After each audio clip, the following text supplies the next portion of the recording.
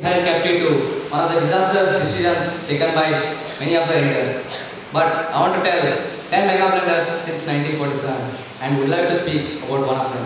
I wish everyone a pleasant morning.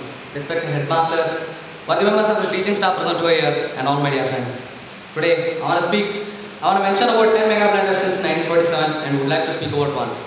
The 10 mega blunders since 1947 are: first one, Nehru taking the Kashmir issue to the United Nations.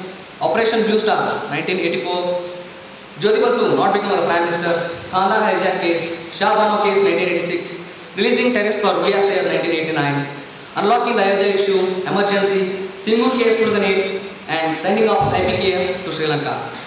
Upon the above, I will speak about emergency in 1975. India was put under a state of emergency on June 25, 1975 to March 21st, 1977.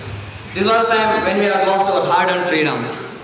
And it was declared by then President of India, Fakhruddin Ali Ahmad, by the advice given to him by then Prime Minister of India, that was Srimati Indira Gandhi.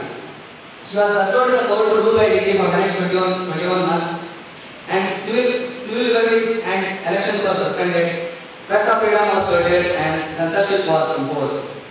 Earlier, a case filed by Raj Naren of misuse of state machinery and fraud in Allahabad court against Indira Gandhi found her guilty, and the court banned her for the next six years to contest any of the elections. Later, she responded by imposing emergency.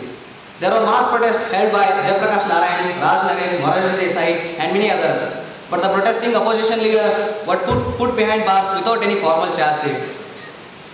The emergency was called off on March 25, 1977. The Congress and fresh elections were held once again. The Congress lost heavily by winning only 153 seats out of the 542 and Janata Party won 295 seats. The greatest damage Indira Gandhi had ever done by imposing emergency was erosion of moral values in politics and by other democratic institutions. And close to 1 lakh people, more from top leaders to civil men, were put behind bars without any formal charge sheet or trial. Some of the critics say that the emergency taken by Prime Minister and President was the right time. But some of the critics say that it was not good to take at that point of time. Now it's the turn of yours to analyze properly and think what to do. Thus to end, thank you.